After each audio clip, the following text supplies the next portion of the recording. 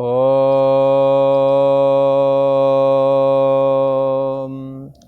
ओम गुरु ब्रह्मा गुरु विष्णु गुरुदेव महेश्वरा गुरु साक्षात् परम ब्रह्म तस्मै श्री गुरुवे नमः।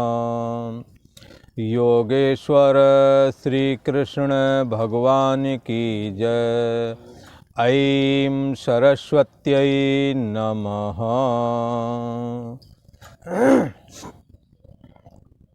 पूर्व का प्रसंग एक बार स्मरण करते हैं। पूर्व में भगवान श्री कृष्ण कहते हैं कि यदि कोई दुराचारी कितना भी क्यों ना हो, यदि वो सच्चाई के मार्ग में चल पड़े और अपना दुराचार छोड़ दे और मेरी अनन्य भाव से भक्ति करे, तो कहते हैं साधु रेवसा मंतव्य, वो साधु ही कहने योग्य है, ऐसा कहा। तो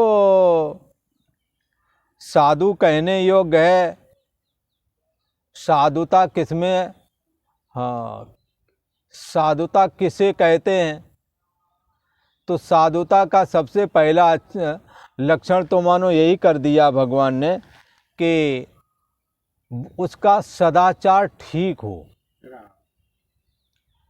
उसका बाहर भीतर से शुद्धि। और एक जगह शास्त्र में ऐसा कहते हैं, आचार विहीना न पुनंतु वेदा। जिसका आचार विचार सही नहीं है, जो सदाचार के मार्ग में चलता नहीं है, वो चाहे जितना अच्छे तप आदि का आचरण करे, लोगों को दिखाए, न पुनंतु वेदा। और वेदों का अध्ययन करे, स्वाध्याय करे, वेद पढ़ ले, पर आचार विचारहीन है, ऐसे को वेद भी पवित्र नहीं कर सकते, ऐसा कहा। भगवान श्री कृष्ण कहते हैं अतिशय दुराचारी क्यों ना हो और वो हमारी भक्ति में लग जाए, सदाचार के मार्ग में चल पड़े। सदाचार क्या है? सत आचार।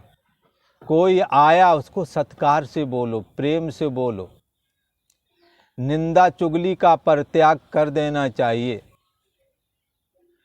चोरी आदि का त्याग कर देना चाहिए, ब्रह्मचर्य व्रत में स्थित रहे और बाहर भीतर की शुद्धि रखे, परमात्मा के चिंतन में लगा रहे, निषिद्ध कर्म ना करे, परसु वचन बोले नहीं कबहूँ। साधुओं का स्वभाव होता है कि वो कड़वा नहीं बोलते।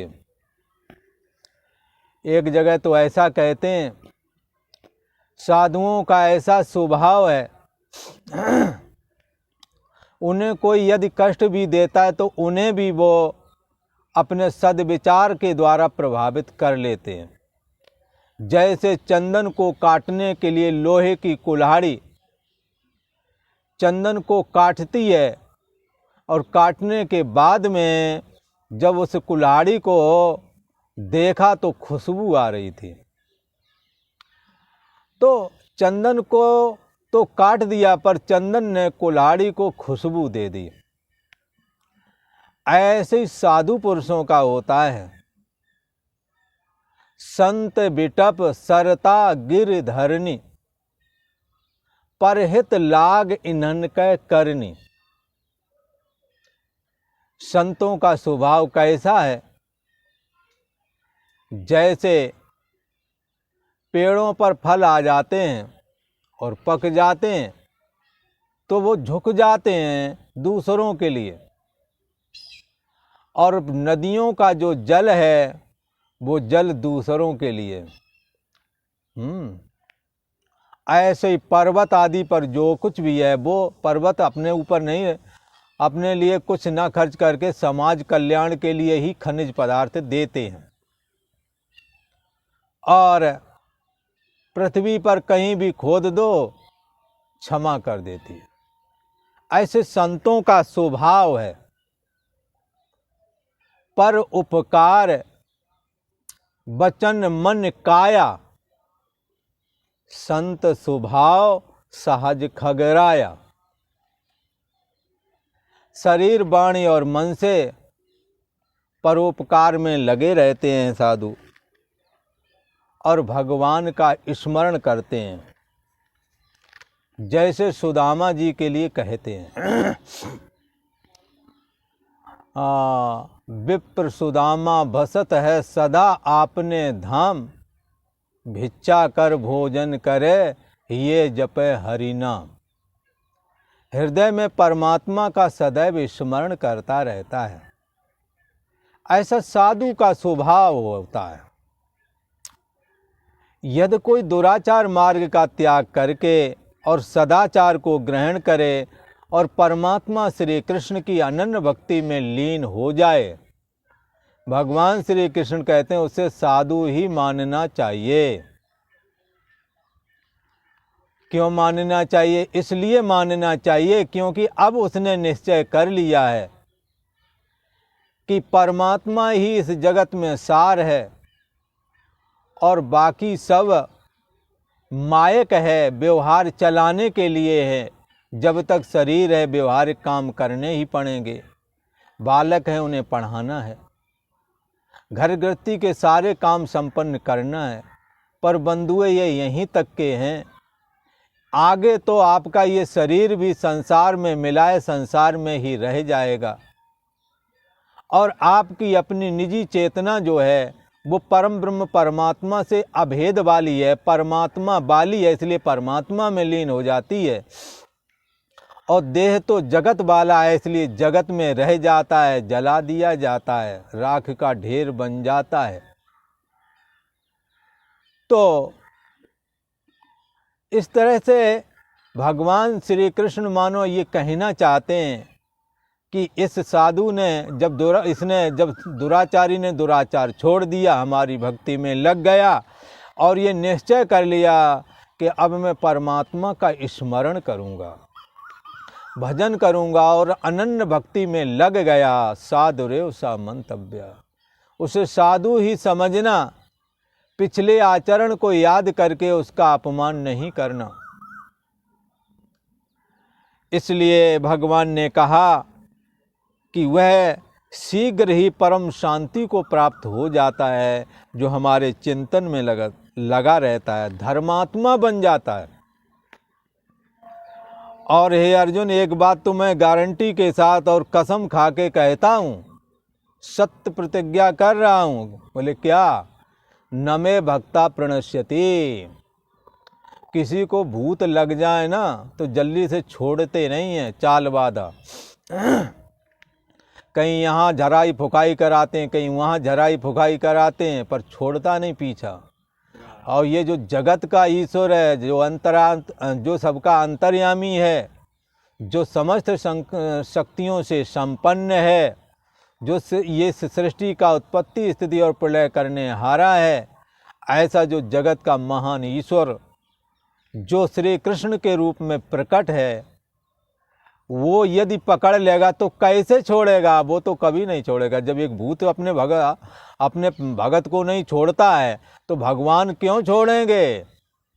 ऐसा हृदय में विचार करके भगवान श्री कृष्ण की भक्ति में सदा लग जाना चाहिए। रामायण में तुलसीदास जी ने तो कहा, गाई राम है सुमरी राम, संतत जपिए राम गुण ग्राम। तो आप परमात्मा का स्मरण करें, स्वाध्याय करें परमात्मा के प्रतिपादक ग्रंथों को और सतत उनका जप करें। किसका? गीता ने तो कहा एको देवा, एक ही देव है। बोले कौन? जो देवकी के पुत्र के रूप में अवतरित हुए हैं, बस एक ही देव है। तो ऐसा कहते हैं। तो भगवान श्री कृष्ण कहते हैं कि एको देवा, देव एक ही है और वो है देवकी के यहाँ पुत्र के रूप में जो अवतरित हुआ है, हाँ, उसका ही हमें स्मरण करना है। तो भगवान श्री कृष्ण कहते हैं कि अब जी ये जब एक ही देव है और वो है भगवान श्री कृष्ण, तो किमन्य शास्त्र विस्तरी, अन्य शास्त्रों का फिर क्यों स्मरण करना। गीता जो विद्यमान है, गीता का स्मरण करें और भगवान श्री कृष्ण का नाम जपें। जपने के लिए भगवान श्री कृष्ण का नाम है और पढ़ने के लिए गीता है। भगवान श्री कृष्ण कहते हैं कि हे अर्जुन, इस तरह से जब इसने अपनी दिशा बदल दे तो वो साधु ही समझना चाहिए और सत्य प्रतिज्ञा करके ये बात भी कह दी कि मेरे भक्त का कभी विनाश नहीं होता। विनाश तभी नहीं होवेगा जब भगवान श्री कृष्ण उसका हाथ थामे रहेंगे। भगवान श्री कृष्ण यदि छोड़ देंगे तो विनाश हो ही जाएगा। जब एक भूत नहीं छोड़ता तो भगवान श्री कृष्ण तो कहते हैं कि मैं जल्दी से पकड़ता नहीं हूँ, पकड़ लेता हूँ तो छोड़ता नहीं हूँ। यही वजह है, जब छोड़ते नहीं हैं तभी तो सत्य प्रतिज्ञा करके कहते हैं न मे भक्ता प्रणश्यति, मेरे भक्त का कभी नाश नहीं होता। ये तभी प्रतिज्ञा कर रहे हैं क्योंकि वो अपने भक्त का साथ कभी छोड़ते ही नहीं हैं। भगवान श्री कृष्ण ने तो यहाँ तक कह दिया है कि वह भक्त मुझ में रहता है और मैं भक्त के अंदर रहता हूँ। मेरे लिए कभी भक्त अदृश्य नहीं होता है, भक्त के लिए मैं कभी अदृश्य नहीं होता हूँ, ऐसा कहा।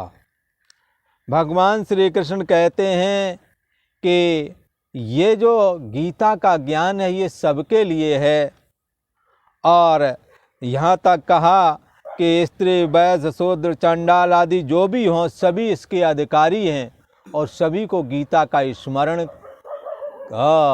इनका स्मरण करना चाहिए, इसके अर्थ का स्वाध्याय करना चाहिए।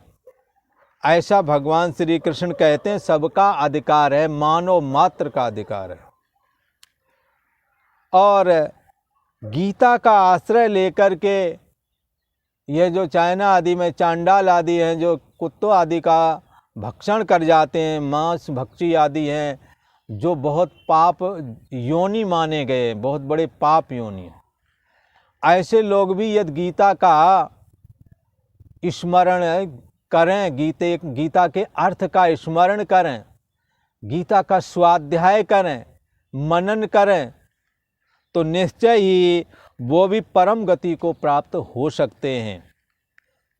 तो फिर जो जिनके आचरण श्रेष्ठ हैं ऐसे पुरुष, हाँ, कौन से पुरुष जिनके आचरण शुद्ध हैं, तो उसके लिए कहते हैं समोह दमस तपा शौचम क्षांतिरार्जव मेवचा ज्ञानम विज्ञान मास्तिक्यम ब्रह्म कर्म स्वभावजम। फिर जो जिनका जीवन सम से युक्त है, सम कहते हैं जिसका मन रुका हुआ विषयों में नहीं जाता है, दम कहते हैं जिसकी इंद्रियां भी विषयों में नहीं जाती हैं, और तप कहते हैं परमात्मा के साधन भजन के लिए उठाया जाने वाला जो कष्ट है वो तप कहलाता है, शरीर वाणी और मन से। तो ऐसा तपस्वी जो लोग हैं, जो मन को रोके हैं, जो इंद्रियों को रोके हैं और परमात्मा की प्राप्ति के लिए सब कुछ सह लेते हैं और सह दुख सिकवा न करें, ऐसे लोग हैं जो पवित्र रहते हैं। शास्त्र में ऐसे लोगों को ब्राह्मण कहा गया है। ऐसे किम पुनर्ब्राह्मणा, हाँ, ऐसे ब्राह्मण लोग हैं, ऐसी वृत्ति वाले ब्राह्मण कहे गए हैं, श्रेष्ठ लोग। तो श्रेष्ठ लोग तर जाएंगे, इसमें क्या कहना। भगवान श्री कृष्ण कहते हैं, गीता का 9वां अध्याय है और 33वां श्लोक है। किम पुनर्ब्राह्मणा पुण्या भक्ता राजर्षयस्तथा अनित्यमसुखं लोका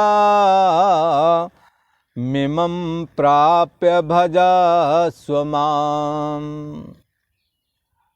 जो समदम से युक्त हैं, मन रोके हुए, इंद्रियों को रोके हुए हैं, जिनका जीवन तपहमय है, और जो क्षमा कर देते हैं हर किसी के अपराध को, और शास्त्र के ज्ञान में लगे रहते हैं, और विज्ञान को भी हृदय में मैं आत्मा हूँ ये शास्त्र से सुना, और वो आत्मा कैसे हूँ, ब्रह्म और आत्मा के एकत्व का निश्चय करना विज्ञान कहलाता है। ज्ञान और विज्ञान में लगे रहते हैं, ऐसे सद्गुण जिन पुरुषों के अंदर हैं, उन पुरुषों को यहाँ ब्राह्मण कह दिया है। ऐसे ब्राह्मण लोग इस गीता को सुनकर के पढ़ के मुक्त हो जाएं तो इसमें क्या कहना। जबकि कुत्ते आदि का भक्षण करने वाले चाइना साइड के जो पाप योनि लोग हैं, ऐसे लोग भी जब गीता को सुनकर के तर जाते हैं, स्त्री वैश्य शूद्र आदि कोई भी हो, यहाँ शूद्र शब्द को अपमानजनक नहीं समझना, ये शूद्र सम्मानजनक शब्द है। लोगों ने इसकी गलत तरह से इस्तेमाल करके अपमानित सा कर दिया है। हो सकता है कभी ऐसी तरह ब्राह्मण को भी अपमानित महसूस हो। लोगों ने वैमनस्यता फैलाने के निमित्त किया। ये चारों वर्ण समान हैं और आज अच्छे बुरे लोग ही होते हैं, जाति कोई अच्छी या बुरी नहीं होती है। इसलिए हम अपने आचरण को सुधारें, सद्गुण ग्रहण करें, और जैसा गीता कहती है वो यदि गुण है तो आप ब्राह्मण हैं। आप जैसा गीता कहती है क्षत्रिय के लक्षण, आप क्षत्रिय हैं। वैश्य के जैसा गीता लक्षण कहती है, वैसे यदि लक्षण हमारे आप में हैं तो हम वैश्य कोटि के हैं। ये तो 4 प्रकार की वृत्ति विशेष ही थी। परिचर्यात्मकम कर्म शूद्रस्यापि स्वभावजम, परिचर्या करना, सेवा शुश्रूषा करना, हाँ, ये परिचर्यात्मक कर्म शूद्र शब्द करके कहा गया है। ये सम्मानजनक शब्द है। यहाँ कहते हैं स्त्री वैश्य शूद्र तथा पाप योनि चांडाल भी तर जाते हैं, तो ब्राह्मण क्यों न तर जाएगा जिसका जीवन समदम से युक्त है।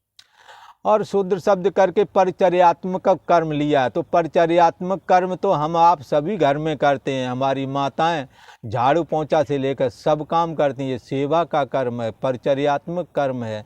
ये शूद्रस्यापि, ये किसको अप्रिय होते हैं? जो बच्चा हमारे घर में सेवा शुश्रूषा करता है, घर के काम करता है, हाथ बटाता है, ये किसको अप्रिय होता है? ऐसे ही चतुर्थ वर्ण भी हमेशा से, हाँ, ये चारों एक जैसे थे, एक दूसरे के पूरक थे। बाद में इन्हों में राग द्वेष फैलाया गया है, इसलिए उस दृष्टि को हमने ग्रहण नहीं करना। ये हमारे लिए सभी सम्मानजनक हैं और सबको लेके चलना है। सबका गीता में अधिकार है।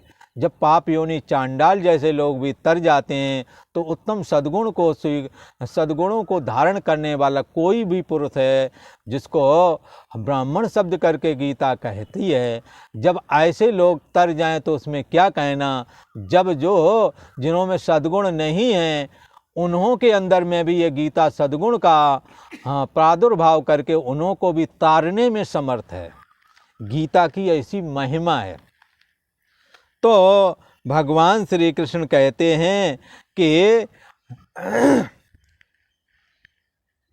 इसमें फिर क्या कहना, पुनः किम पुण्यः ब्राह्मणाः, फिर इसमें तो क्या कहना है कि पुण्यशील ब्राह्मण तथा राजर्षि गण, जो प्रशासक वर्ग है, हाँ, तब भी थे, अभी भी प्रशासक वर्ग हैं, जिन्हों की बुद्धि विकसित है, जो प्रशासक कार्य करते हैं, देश चलाते हैं, ऐसे लोग भी जो बुद्धिमान हैं, ऐसे लोग भी जब क्यों ना तर जाएंगे। जिन्हों की बुद्धि नहीं चलते, कम बुद्धि है, हाँ, जिन्हों की बुद्धि कम होने का तो विकसित नहीं हो पाई है, गीता सुनने से बुद्धि विकसित होती है और वो तर जाते हैं। पापमय बुद्धि भी पवित्र होकर के पुण्यात्मा बना देती है गीता। तो भगवान श्री कृष्ण कहते हैं कि पूर्णशील ब्राह्मण तथा राजर्षि और हमारे भक्त लोग, भक्त जन मेरी शरण में होकर के हमारी प्राप्ति के लिए यत्न करते हैं। असुखम, तो कहते हैं अनित्यम इमम लोकम, सुख रहित और क्षण भंगुर इस मनुष्य शरीर को प्राप्त हो करके निरंतर क्या करना चाहिए? माम भजस्व, मेरा ही भजन करना चाहिए, ताकि इस संसार से जब इस शरीर का खात्मा हो या शरीर जब छूटे, शरीर का जब अंत आए, तो शरीर तो जगत में मिला है, जगत में ही रह जाएगा, पर आपकी अंतरात्मा का मेल परमात्मा से हो जाए, ताकि सदा सदा के लिए दुख की निवृत्ति हो जावे। इसलिए भगवान श्री कृष्ण ऐसा कहते हैं कि हे इस अनित्य क्षण भंगुर सुख रहित मनुष्य शरीर को प्राप्त होकर के साधक को चाहिए कि वो मेरा निरंतर भजन करे, लगातार छोड़े नहीं, क्योंकि छोड़ देने से साधना का तारतम्य टूट जाता है। साधना का तारतम्य टूटना ना चाहिए, ऐसा कहा। भगवान श्री कृष्ण कहते हैं, एक बार इसको फिर स्मरण कर लें, किम पुनर्ब्राह्मण पुण्या भक्ता राजर्षयस्तथा अनित्यम सुखम लोकमिमं प्राप्य भजस्वमाम। हे अर्जुन, जो पुण्यशील ब्राह्मण हैं, राजर्षि हैं, भक्त लोग हैं हमारे, ऐसे मेरे ये भक्त लोग, ये सभी लोग मेरी शरण को प्राप्त होकर परम गति को प्राप्त होते हैं, हो जाते हैं। इसलिए हे अर्जुन, तुम्हें क्या करना है? इस सुख रहित और क्षण भंगुर इस मनुष्य शरीर को प्राप्त होकर के तुम मेरा निरंतर भजन करो, निरंतर मेरा ही स्मरण करना चाहिए। और भगवान ने निरंतर भजन करने के लिए क्या कहा है? कहा है, तस्मात् सर्वेषु कालेषु मां मनुस्मर युद्ध चा। अर्जुन से कहा, तुम अपना युद्ध रूप कर्म भी करो, मेरा निरंतर हृदय से स्मरण भी रखो, ऐसा कहा है। यदि हम कोई किसान आदि होते तो कहते खेती किसानी का काम भी करो और हमारे को स्मरण भी करो। यदि कोई दुकानदार होता तो कहते तुम दुकान भी चलाओ और हमारा स्मरण भी करो, ऐसा कहते हैं। इसलिए कार्य भक्ति में अपना कार्य संपादन करना ही पड़ेगा, पर भगवान के अनन्य भाव से हमने स्मरण जरूर करना चाहिए। इस क्षण भंगुर शरीर का कुछ पता नहीं है, और आज के समय में वैसे भी हारी बीमारियों से लेकर युद्ध आदि नाना प्रकार के बहुत विपत्ति के सूचक ये लक्षण दिख रहे हैं। ऐसे में सदैव परमात्मा श्री कृष्ण का स्मरण करते रहना चाहिए, ताकि ये मनुष्य शरीर छूटे तो हमारी अंतरात्मा परमात्मा में विलीन हो जाए और पुनः जन्म ग्रहण ना करें। जन्म ग्रहण करोगे तो फिर पढ़ो लिखो, फिर मकान दुकान बनाओ, फिर राग द्वेष, कर्म बिगड़ गया तो नरक जाओ, संभल गया स्वर्ग जाओ, स्वर्ग से गिरे फिर यहाँ पुनरप जननम पुनरप मरणम पुनरप जननी जठरे शयनम। बार बार मरना, जीना, माता के उदर में उल्टा लटकना, ये दुखों का सिलसिला बंद होना चाहिए। इस क्षण भंगुर मनुष्य शरीर में यही सार है कि ये परमात्मा का भजन इसमें हो सकता है, और परमात्मा का भजन करके हम परमात्मा से जो अलग हो गए हैं वो लीन हो जाएं, और इसी का नाम है कैवल्य निर्वाण, इसी का नाम है आत्म संस्थम मना कृत्वा। अपने आत्मा में अपने मन को स्थापित कर दो, पर छिन्न भाव रूप जो जीव भाव है इसको बाधित करके ब्रह्मोहम भाव, चैतन्योहम भाव, अहम आत्मा, मैं आत्मा हूँ, देह इंद्रिय आदि मैं नहीं हूँ, मैं इनका जानने वाला साक्षी आत्मा हूँ, शुद्ध चैतन्य सत्ता हूँ। जागर स्वप्न सुषुप्ति आदि प्रपंच जिससे प्रकाशित होते हैं वो चैतन्य सत्ता ही ब्रह्म है।